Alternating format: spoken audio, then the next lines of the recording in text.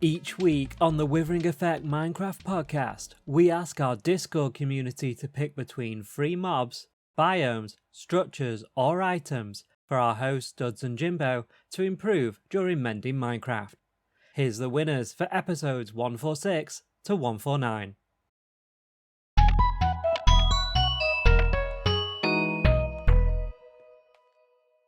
This week we asked you to choose between one of three mobs for us to discuss and improve. Your choices were a Mule, Fletcher, Mushroom. And the winner of Mending Minecraft this week is...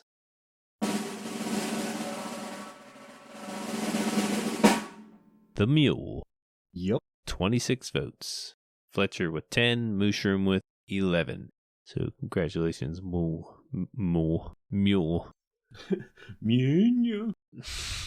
Before we get started, a few things on the Mule. Mules are infertile offspring of horses and donkeys that when tamed can be ridden and equipped with chests. Mules do not spawn naturally and cannot be bred with other mules.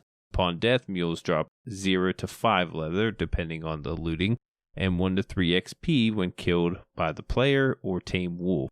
If equipped with a chest or saddle, they drop those items as well, and any of the contents of the chest.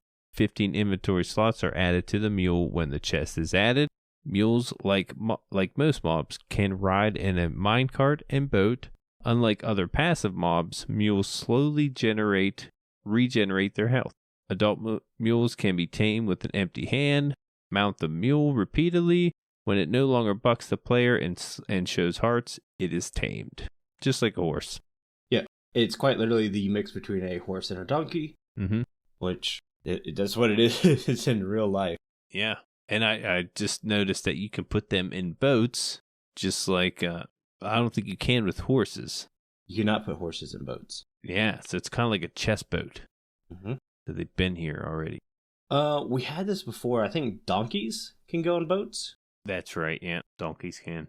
And they have chests. Wonder if they have the same amount of slots. I didn't really look at that. Because 15 inventory slots is pretty good. Not sure. I know llamas vary. I just didn't know about donkeys. But mules, 15 inventory slots every chest. And that's just it. If you look at bringing back llamas, when I was reading up on mules, it turns out mules in real life are treated a lot like llamas in Minecraft. And the fact that they have mule trains. Like, that's the way a lot of people still move things across vast distances. Mules are very good in rocky terrain and hot weather because they have the tougher skin, better hooves.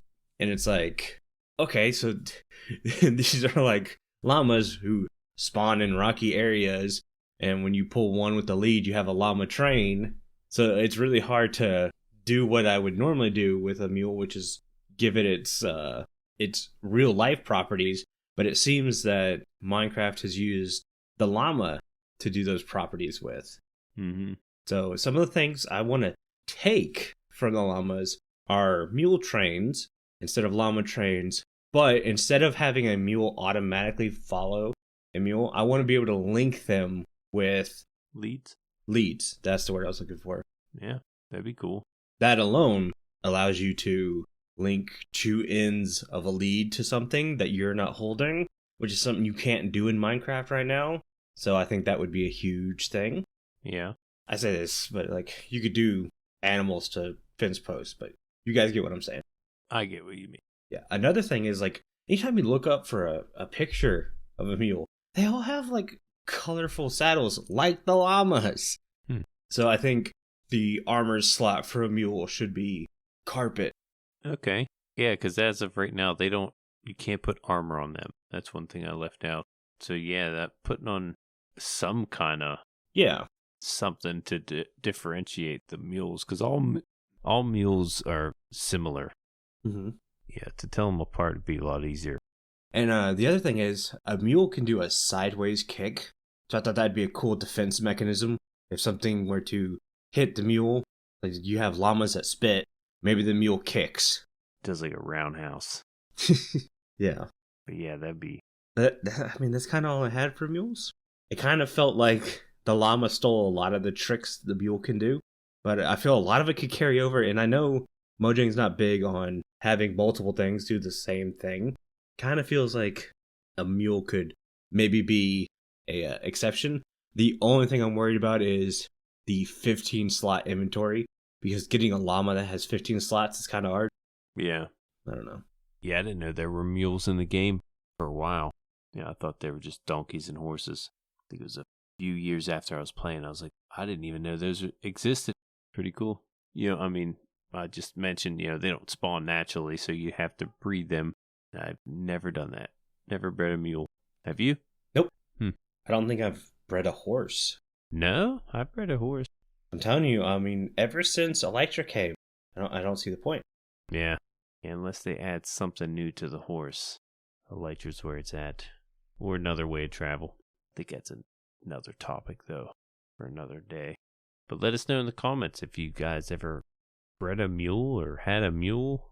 It's very helpful. Be nice to know.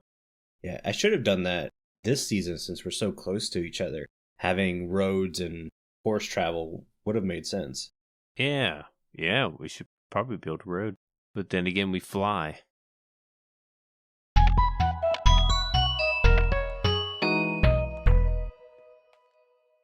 This week we asked you to choose between one of 3 biomes for us to discuss and improve.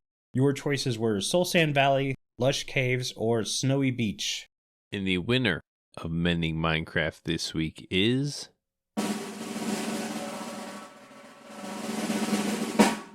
Snowy Beach. Congratulations, Snowy Beach. You can see how excited I am. Snowy Beach. Everyone sounds really infused.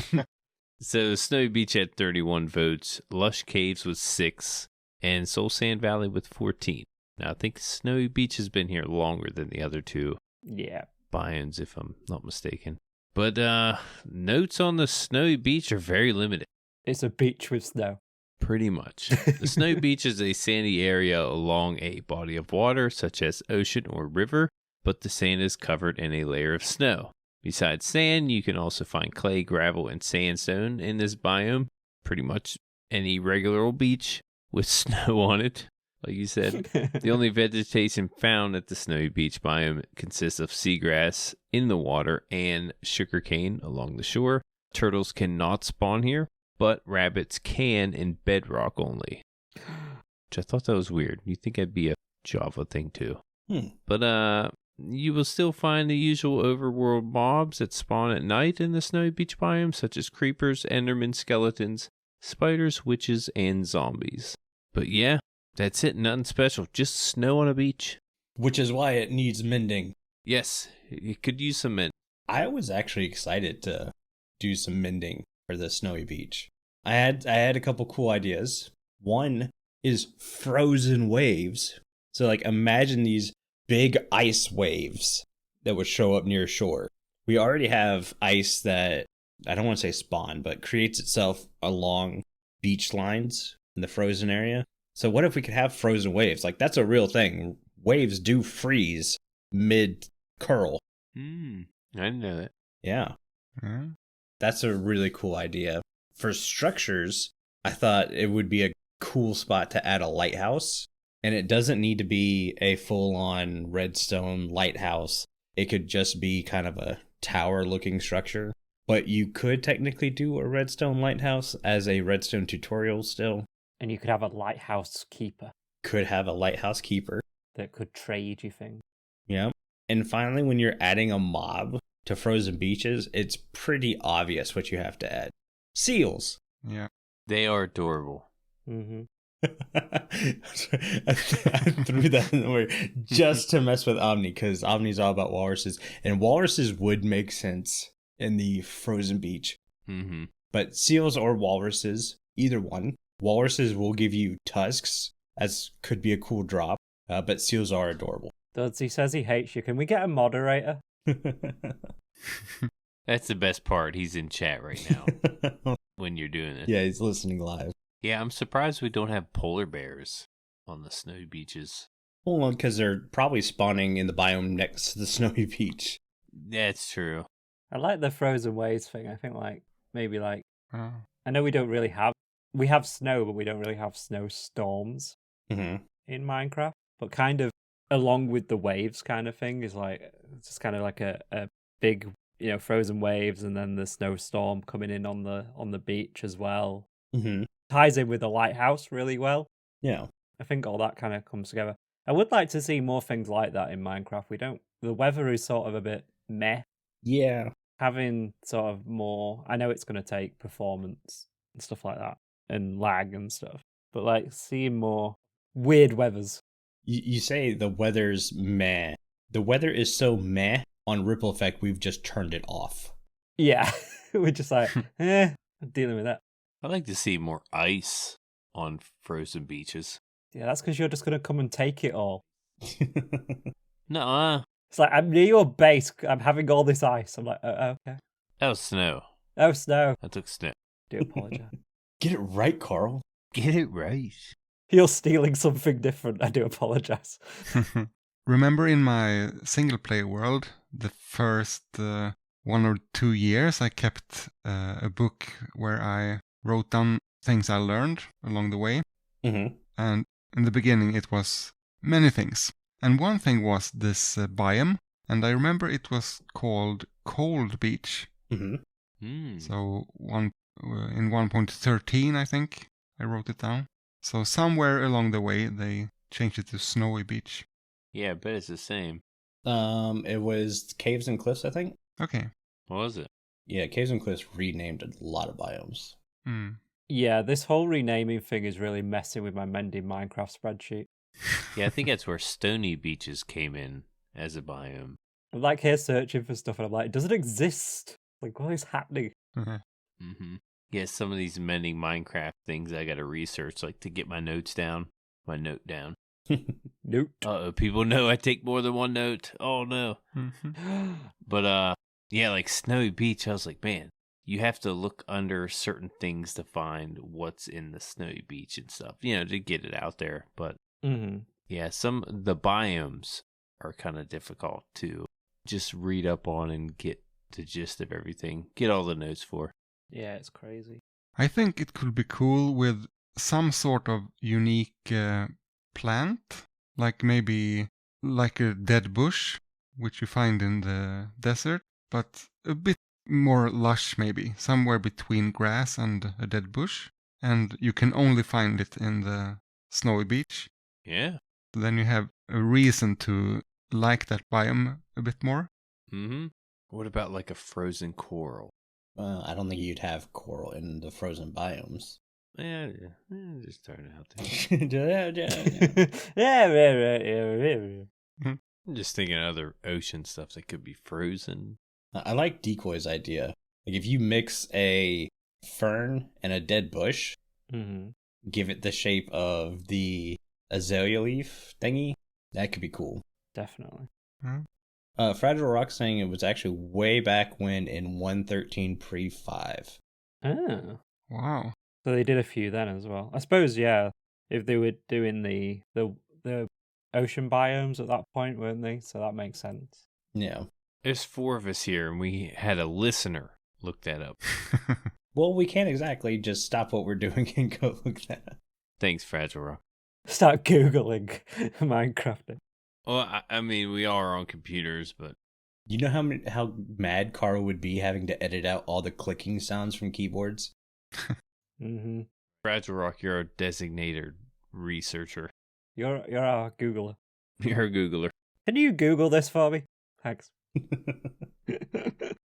But that's kind of all I have for Mending Minecraft. Frozen waves, seals or walruses, and maybe a lighthouse. I think that would really open that area up into a cool spot to visit. Yeah, it doesn't need too much, does it? It's only going to be a small biome anyway, so you don't want to. Yeah. Yeah, it's not a really large biome. It's like a variation of a small biome. Like beaches aren't all that big to begin with.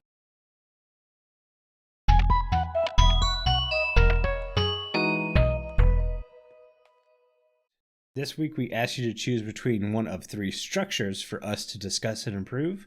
Your choices were Forest Rock, Ruined Portal, Amethyst Geode.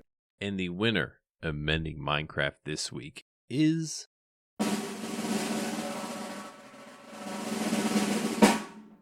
forest rock.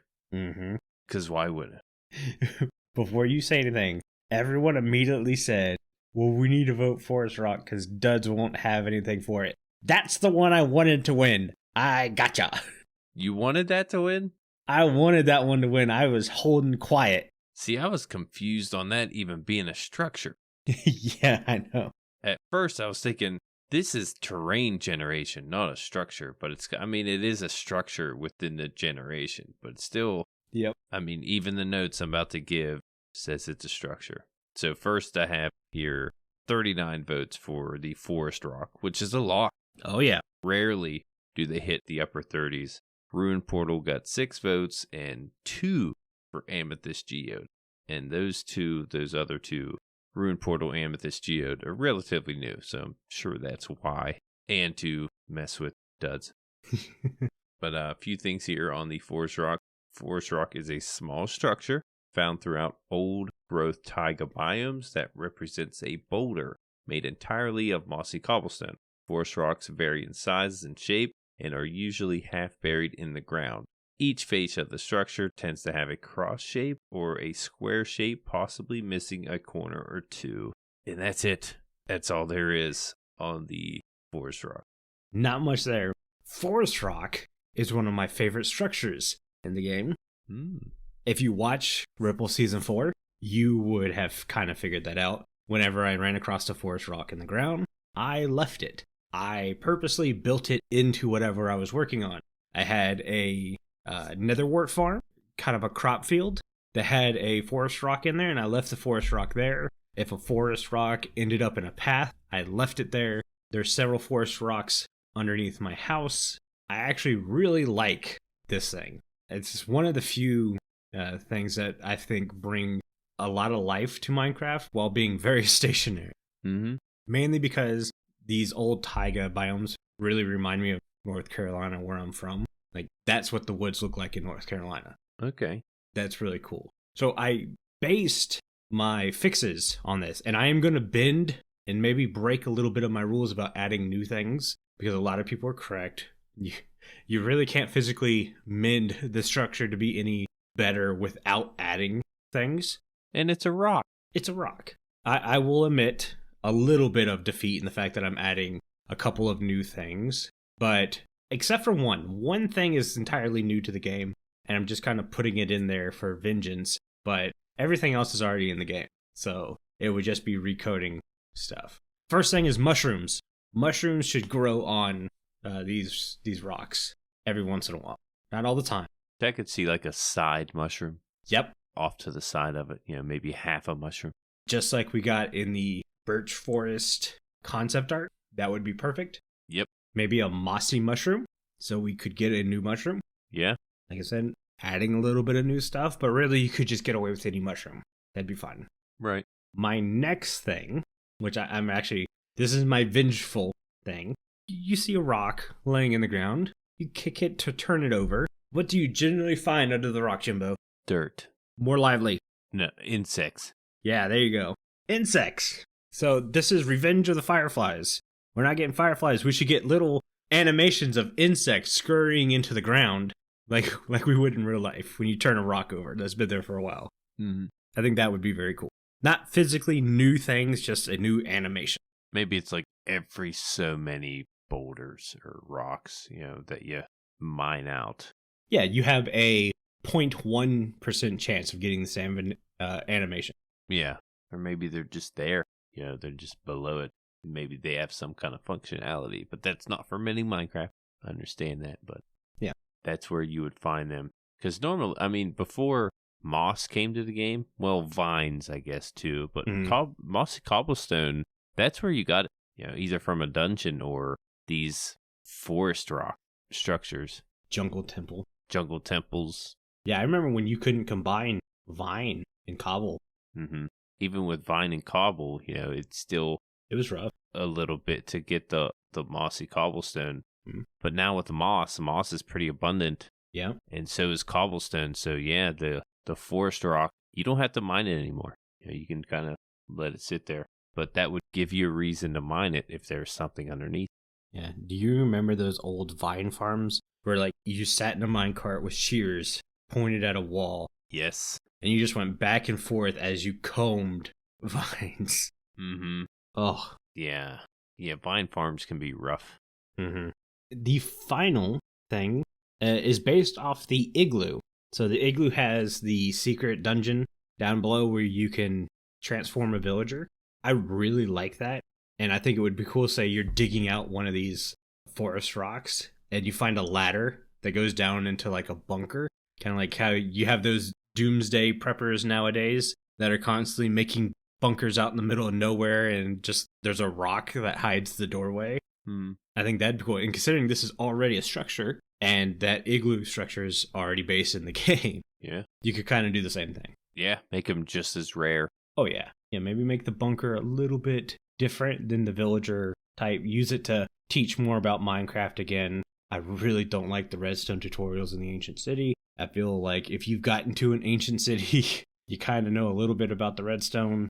Be nice if there's like a trap door to where you'd have to go into swim mode. You know, when you're under the trap door, you're in the crawling mode and you can get under there that way. Maybe. Like it's a tight spot, but there's stuff under there. I'm thinking like when you say that, like from SpongeBob, Patrick Star, how he lives under a boulder, that type of look.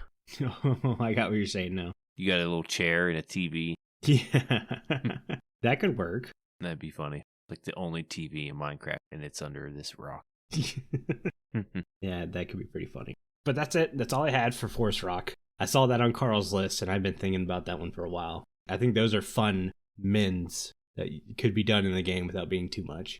Yeah, like I said, this structure there's a lot of them to be considered a structure. So you kind of gotta, take it easy when mending this type of structure. You don't want to give it too much because there's hundreds of these things in each biome. So yeah, I think those are good fixes.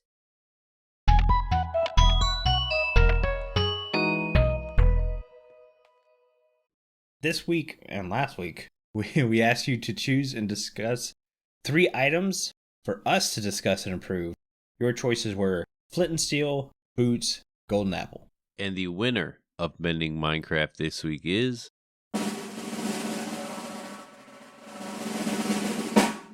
Flint and Steel. Yep. By a mile, actually. Flint and Steel had 29. Not even close. Yeah, not even close. 29 votes for Flint and Steel, 7 for Boots, and 8 for Golden Apple. He didn't even hit the double digits. Nope. So a few things on the Flint and Steel. Flint and Steel is a tool used to light fires. It is crafted with 1 iron ingot and 1 flint. When used on top of a solid, fully opaque block or on the sides of a flammable block, the flint and steel set fire on the surface on which it was used. Flint and steel have 64 uses. If used on a transparent block, such as glass, or an underwater block, it does not start the fire but still consumes durability. Durability is also consumed if it is used on an already existing fire. So watch what you light, guys. Use up your flint and steel. Flint and steel can be used to ignite TNT and creepers, and can also be used to light unlit campfires and candles, and also commonly used to light nether portals. Very common. The tool can also have unbreaking, mending, and cursive vanishing enchantments added to it. And that is all for the flint and steel.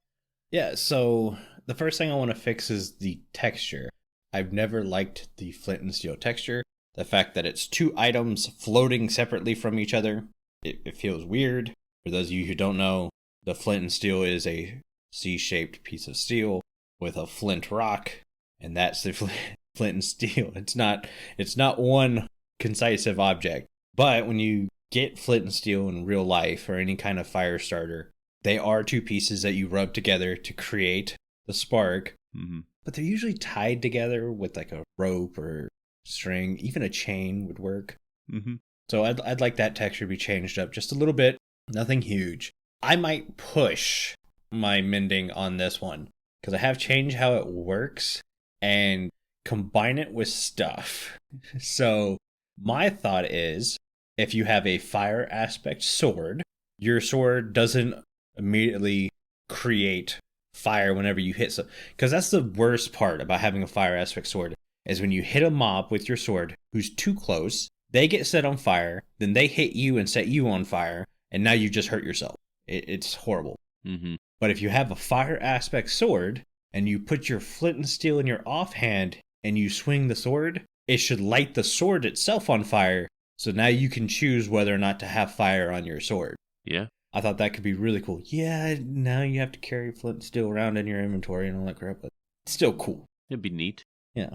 My next thought would be to combine with the lingering potions. How cool would it be if you could throw a splash potion, lingering or of any kind, and then you can flint and steel it, and the entire surface would just go up in flames? So not only are you throwing down a lingering potion that harms, but now you could light that up and turn it into flames. That's cool. Yeah. Again, that's kind of changing how potions and swords work compared to flint and steel, but I think it adds purpose to the flint and steel, and that's why I'm okay with it. I would like to be able to use it as a weapon. Like, I know you can light the block on the ground to where a mob could run into it, but why not, not just creepers, any mob. Yeah. Hit them with the flint and steel and light them on fire. Like, I don't know why you couldn't do that. Yeah, I'm sure that rotten flesh goes up pretty quick. Yeah. I could see skeletons not being able to catch fire. Yeah, well, if you hit them with the flame bow, I know. they catch fire. Yeah. Maybe like mobs that are resistant to fire, Mm-hmm. Doesn't hurt them. Like magma cubes or, mobs of that caliber. Maybe normal skeletons can't catch fire, but if they're wearing armor, they can. Yeah, something along those lines. They do have a bow that could catch fire. That's true. The bow could catch fire. Yeah, I always felt like you should be able to just use it as a weapon if you wanted. Be able to set fire to the world. Yep, anything. I'm just glad it doesn't, like when a mob is on fire, it doesn't catch other things on fire. Just Yes. the player. That's annoying, but if it were to, catch the ground on fire or a tree next to it on fire, That'd be rough. we'd have a problem.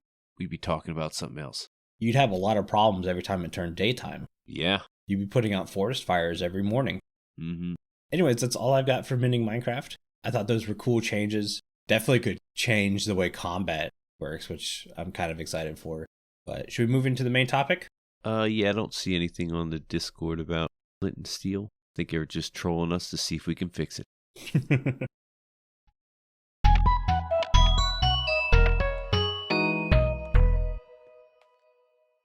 Let us know what you think of our improvements and share your own in the comments below. You can listen to the full versions of these episodes by following the links in the description or anywhere you listen to podcasts. Thank you for joining us on this Mending Minecraft recap.